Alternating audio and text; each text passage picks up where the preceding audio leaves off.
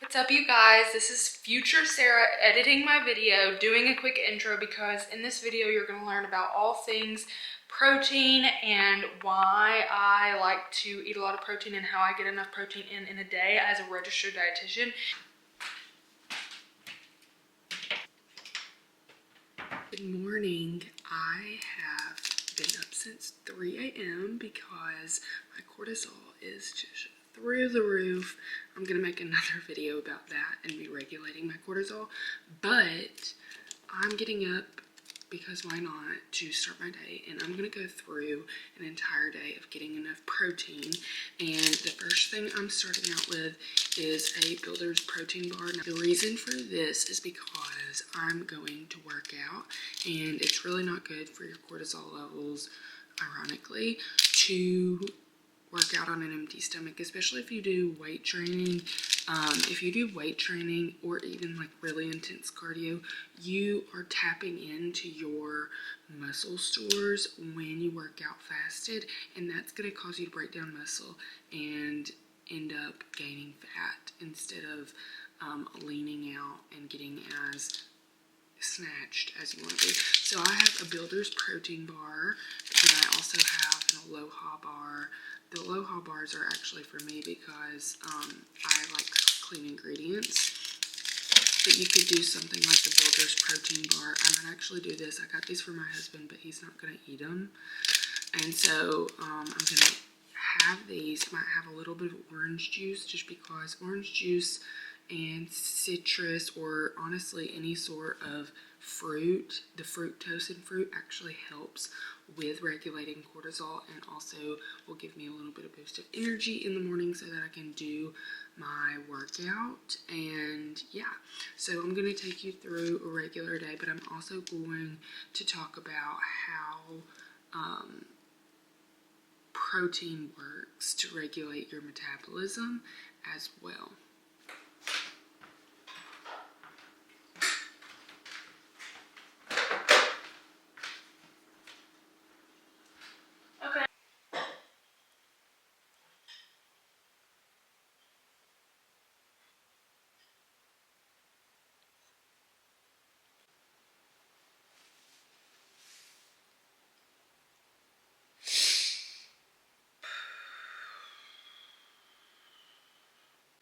So I am in my guest room just getting some sunlight before I head into my day and work on some client stuff and just get ready for the week. Today's Monday, so I usually like to have like a day to just reset. That's my goal for 2025, is to have like my Mondays be my dominate the world day, where I make YouTube videos, I make Instagram content, I work on any programs that I am wanting to launch soon, or any resources that I'm wanting to launch soon, and also contact people who are making inquiries about being a client of mine, as well as just answering emails and doing all the admin things. Today, since I'm talking about protein, I want to start out by talking about why protein is so important. So I'm going to have, hopefully, my meal blueprint right here where you can see how much protein you need at a meal.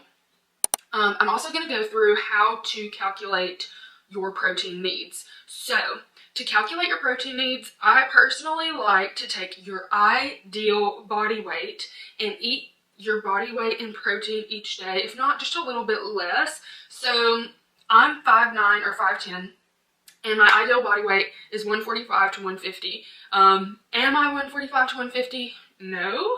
Many people aren't their ideal body weight, and how you get ideal body weight is you take, if you're a female, you take 100. If you are above 5 foot tall, you take 100 and add 5 pounds for every inch you're above 5 feet tall. So I'm going to add the equation here.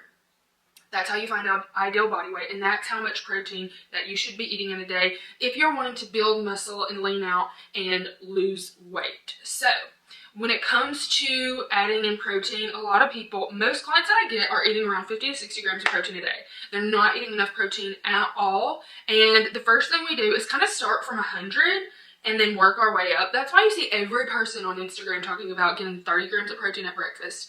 And yes, I think that's great, but honestly, if you are a normal high orbit taller as a woman, that is not enough protein for you. But the reason we love protein is because protein is the most satiating of all the macronutrients. So macronutrients are carbs, protein, fat, and they give us calories. That's why they're called macronutrients. Macronutrients are vitamins and minerals.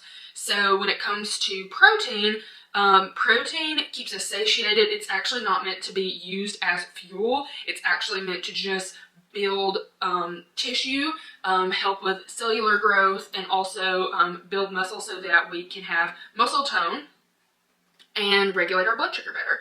A lot of people don't realize how blood sugar is regulated by eating more protein, so I'll kind of go through that just real quick. Fat and protein help regulate blood sugar when they're eaten with carbs. So if you eat carbs alone, your blood sugar is going to spike and then drop. But if you eat protein, fat, carbs, and even fiber together, your blood sugar is going to steadily rise and steadily drop, keeping you in what we call fat burning mode. So your blood sugar is going to be stable and it's not going to rise and fall. Therefore, you're not going to come out of what we call fat burning mode and only burn glucose and then have really low blood sugar where your blood sugar is bottoming out and your cortisol rises.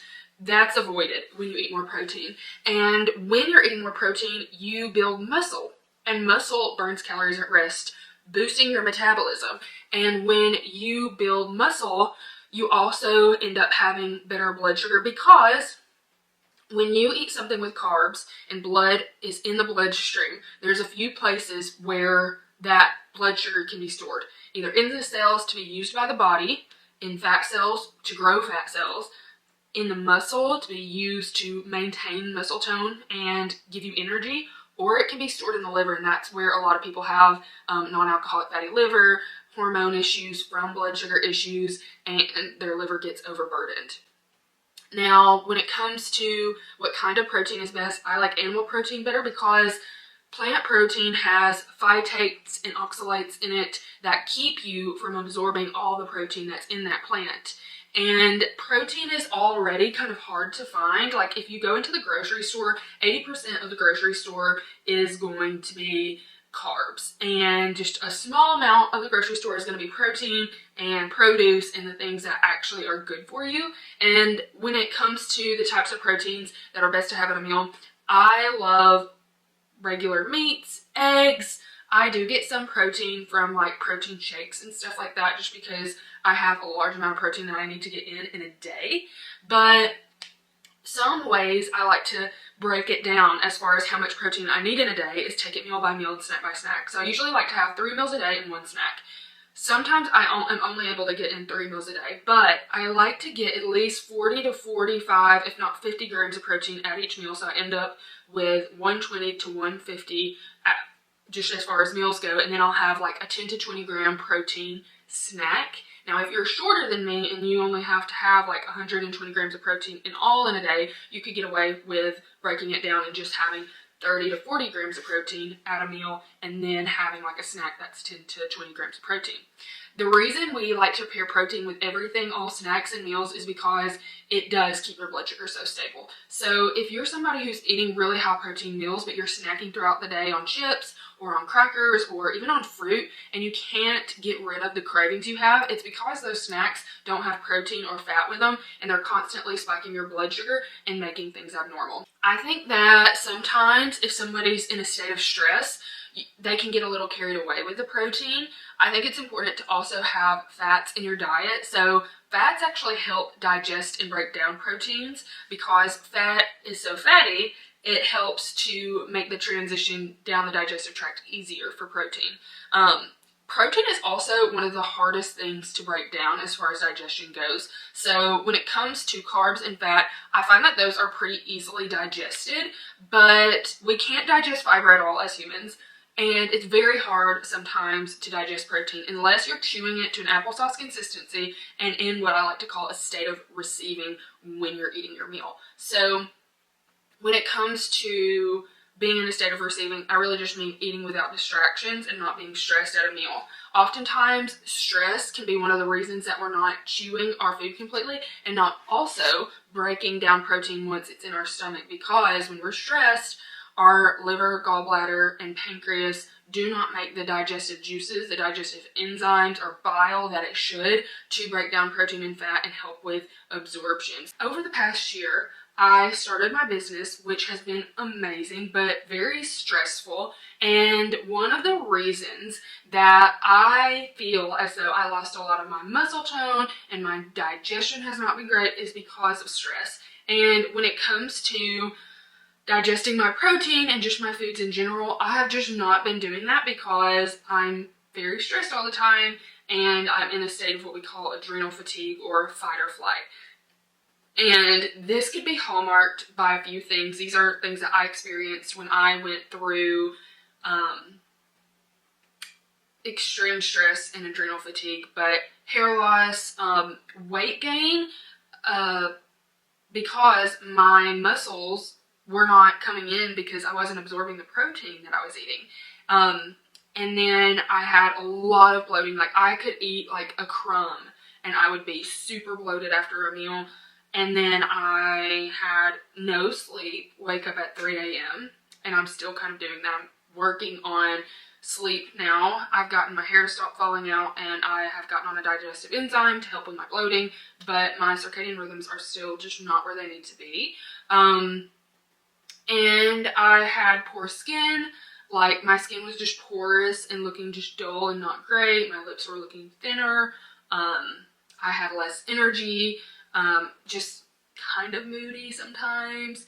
Those can be all different examples of having poor digestion because you're in fight or flight. And I'm going to make an entire video dedicated just to having high cortisol, being in fight or flight, and having adrenal fatigue, because this is an entire phenomenon. And I actually have a program coming out targeted at controlling your cortisol and your stress and your adrenal fatigue through diet, exercise, and lifestyle, so that people can really get to the root of all of their hormonal issues and glow up, as they say. I would say 80% of the people I see in my practice have issues with this.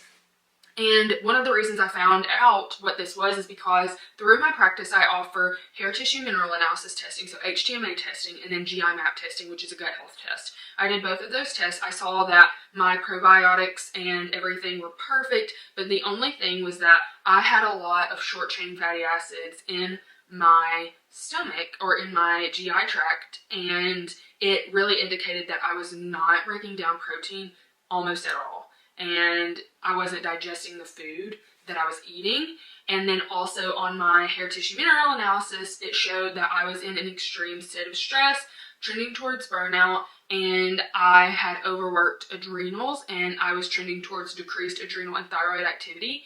And this is something super common that I see with all of my clients that come through my 12-week metabolic wisdom program, where we do the hair tissue testing and we make them a protocol from it. Nearly everyone has some sort of capacity of adrenal fatigue, and it's because we live in a very stressful world. So I think if there's anything that you can do to help mitigate that stress, such as increasing your protein intake, increasing your intake overall, I think that's super beneficial. But back to the protein, I will show y'all the rest of my day and how everything is going as far as protein is concerned. But it's really important, and there have been some clients that I've had come through my practice who don't have the capacity to work on 1,000 things at one time, and we've worked on protein intake, water intake, and healthy carb intake, and those three things have gotten a lot of my clients tons and tons of results without even having to think about anything else. And I find that so interesting because that kind of shows that blood sugar is the issue. The main thing when it comes to protein and how it helps with the body is just that it builds muscle to help with blood sugar control, and also makes you more satisfied and satiated after a meal, so that you don't overeat on carbs and have abnormal blood sugar. And that's kind of the whole magic behind more protein, is that you have blood sugar control. And I think if you have good protein intake along with whole food carb intake, so having most of your carbs from either fruit, starchy vegetables, not many grains, things like rice or buckwheat, something more natural than wheat or whatnot, like breads and stuff.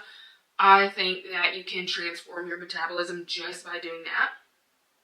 If you are somebody who thinks that you are in a state of stress, I would recommend going high protein but still eating some carbs and not being as heavy on the fat, and having carbs that are really healthy and wholesome, and trying to cut out gluten and grains as much as possible.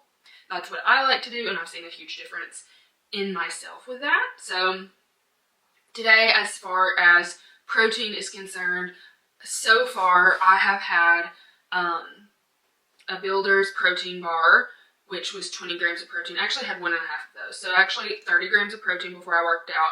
I had 2 eggs and 3 sausages, which ended up being 30 more grams of protein. So I've had 60 grams of protein so far. It's 9 a.m. I'm feeling good. Now that I have eaten protein very consistently for the past year or so, enough protein, I can tell you I never crave sweets anymore. And it's crazy because I've always been somebody who really craves sweets. Like, it's so embarrassing, but when I was younger, I would literally go sneak into either my parents' cabinets or my grandparents' cabinets and sneak little cookies or cream cheese icing, like a little spoonful of cream cheese icing, or, I always had to have something sweet, and I've always been that way, and I've had horrible cravings. Like when I had an eating disorder in college, I would crave things so bad I almost could not stand it. And it's so crazy because now I eat more than I ever have, and it's just so different. I don't get hungry during the day. Like, I don't crave things. I do get hungry, but if I had a huge chocolate cake sitting in front of me or cookies, I could easily not touch them because my blood sugar has gotten so regulated that I don't even really want anything like that. And I think cutting out the sweets, cutting out the grains, and also not drinking alcohol has really changed the game when it comes to that, because those are all things that spike your blood sugar really bad. And yeah, it's been transformative. I feel so in control, and that's what I tell my clients too, is it's not even the fact that you're losing weight or glowing up or whatever. Eating more protein and being more satisfied at meals without overeating and not having the food noise between meals helps you to have a better relationship with food, so that you're not constantly overeating, making yourself feel guilty, having resentment towards yourself and the foods that you eat. You're able to kind of go through life and enjoy yourself and the foods you eat, not feel overcome or controlled by cravings. And that's just super freeing in and of itself. And I think it creates a lot of self-confidence with people and how they perceive themselves when they are on a diet. It's not quite lunchtime yet, but I just got done making a little Instagram video about my lazy girl chicken salad. So usually I'm pretty picky about the foods that I eat, but I want to really get in my protein this week, and I have a lot going on. And sometimes I think making everything from scratch is the best thing ever, but can be very stressful sometimes when you don't have all the time in the world on your hands. So I made my lazy girl chicken salad this week, which is basically a chicken salad mix from the grocery store. I shop at Aldi because all that is in my town is Aldi, Walmart, and Kroger.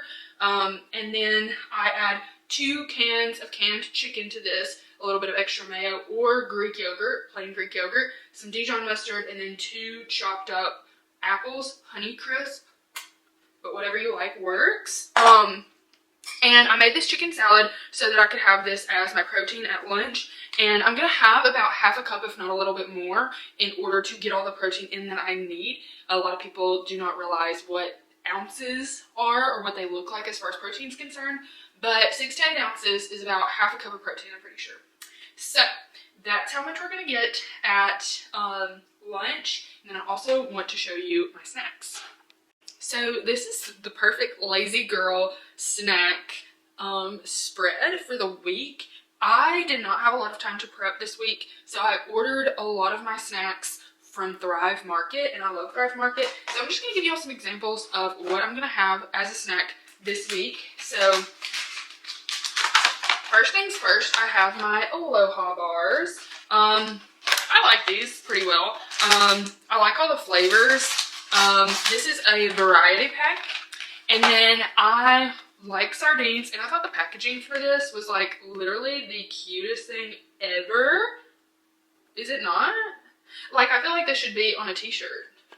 But I'm gonna eat this for a snack. I love sardines. I've learned to love them. I thought they were so gross at first. And then Patagonia. I'm pretty sure this is Patagonia as in like the Patagonia jacket. Lemon herb mussels. Also feel like this is cute. Also feel like I should go camping and take this stuff as my camp food. But this is just a way for me to get some extra iodine in. This is 16 grams of protein. This is 18 grams of protein. The Aloha bars are 20 grams of protein. And then I have these beef sticks. So I usually like chomps. Chomps are extremely expensive, and these were like half the price. I think, I could be wrong. They could have just been on sale. But the Righteous Felon Craft Jerky. This is the savory original hickory flavor. And I got these from Thrive Market, and I really like them.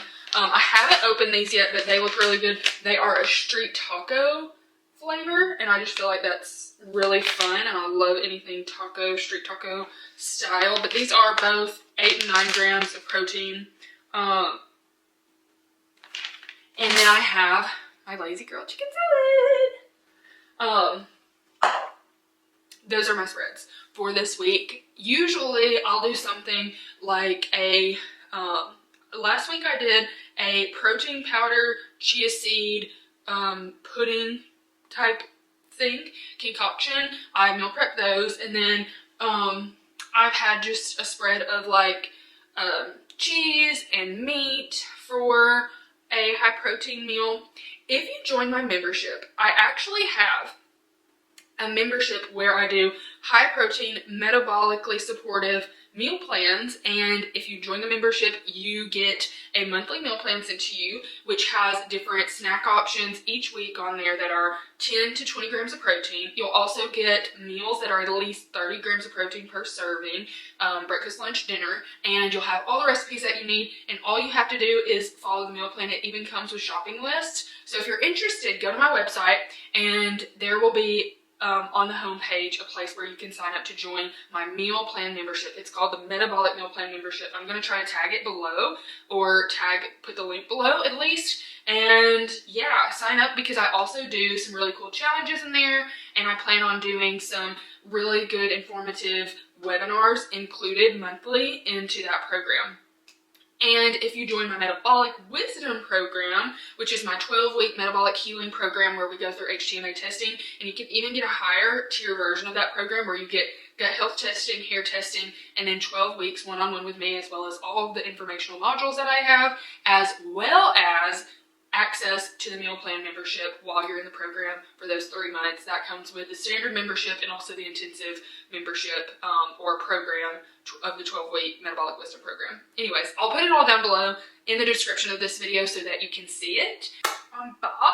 I almost forgot to mention how important protein is for PCOS, and this kind of goes and builds off of what I was talking about earlier when I was mentioning everything about blood sugar control. When you have PCOS or thyroid issues, I often say that PCOS and thyroid issues are often together, like a double whammy. One person may have PCOS and then develop hypothyroidism, or the other way around. But when it comes to controlling your hormones in PCOS with protein, the reason that protein helps to control PCOS and hormones is because oftentimes the root cause of hormonal issues or PCOS is insulin resistance, which is basically abnormal blood sugar levels. So when you have more protein in your diet, you will have better blood sugar control, which will help you with your insulin resistance. I've had tons of clients who've wanted to conceive, lose weight, or just lower their PCOS symptoms. I work with them. We work on protein and a few other things, and they are able to not only see a difference in their symptoms, conceive, but also lose weight. But I'm about to make my lunch, and this is going to be super high protein, filling, and also fun because it's a snack plate. My lunch reveal, oh no, I hope I can. So we have chicken salad, carrots, because carrots help to flush the liver. They're so good. All the vitamin A helps to flush the liver of excess hormones and estrogens. That's really good for PCOS. I don't have PCOS. I'm just trying to prevent it.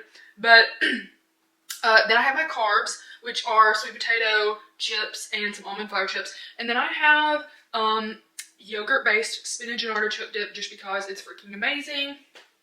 Now, it's only 11 or 11:30 right now, and you're probably thinking, oh my gosh, like, she's eating this huge plate and she just had 60 grams of protein for breakfast. She actually had 2 breakfasts.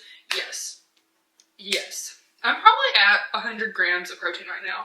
And so I really just have like 40 to 50 grams left in the day. And if you're somebody who wants to boost your metabolism, my advice to you would be to front load your carbs, protein, calories in the day. Because oftentimes, when I say oftentimes, I mean most of the time, almost all the time, people will not eat a lot of breakfast or lunch, and then they'll get to dinner and they overeat, they overindulge, they don't pick a good dinner, they don't have a well-rounded plate, and they end up feeling bloated, not great, having imbalanced blood sugar, they end up with cravings. If your blood sugar is always imbalanced, you will have inflammation. That's what causes inflammation, and that's why PCOS is exacerbated by blood sugar being imbalanced, because it's all about inflammation. And my advice to you for front loading your calories would be to front load them, because you actually may surprise yourself and not be that hungry for dinner, and your body has time to digest that food. When you go to bed, your blood sugar is not spiking, causing hormonal dysregulation during the night, and your liver during the night can focus on resting and not trying to get out all the excess hormones or storing glucose, which is sugar from the bloodstream, because your blood sugar is too high. So I feel like I'm probably eating too much, but I got really hungry talking about food in one of my consultations. This is the drawback of being a dietitian. I talk about food all day, every day, all the time, and it just makes me hungry. I'm having this, 8 grams of protein, and this is 14 grams of protein, so 23 grams of protein.